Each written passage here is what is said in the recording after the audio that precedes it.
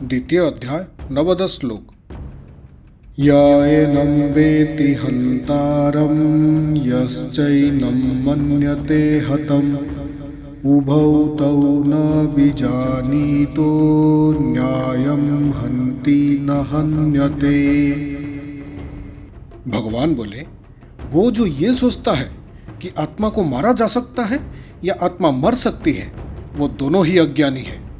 वास्तव में ना तो आत्मा किसी को मारता है और ना ही किसी से मारा जाता है। इस श्लोक में भगवान श्री कृष्ण आत्मा की अमरता और शाश्वतता को स्पष्ट करते हैं।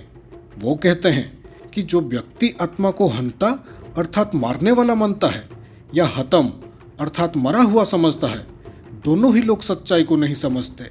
मृत्यु का भ्रम हमारे भीतर इसलिए उत्पन्न होता है क्योंकि हम स्वयं को शरीर मानते हैं। रामचरितमानस में लिखा गया है कि जोम सपनेम सिर कटई कोई बिनु जागेम न दुरी दुख होई।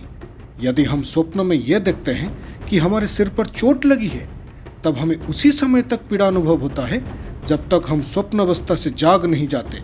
स्वप्न में घटित वो घटना भ्रम समान है। ये भ्रम होना कि हम शरीर हैं, इसी कारण हमें मृत्यु से भय लगता है।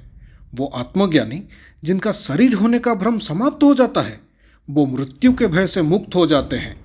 यहाँ यह प्रश्न उत्पन्न होता है, यदि कोई किसी को मार नहीं सकता, तब फिर किसी का हत्या करना दंडनीय अपराध क्यों कहलाता है?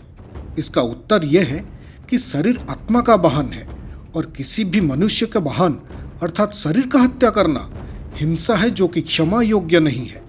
वेदों में हिंसा को अपराध माना गया है, किंतु कुछ परिस्थितियों में इस नियम का उल्लंघन करना पड़ता है जब हिंसा करना अनिवार्य हो जाता है।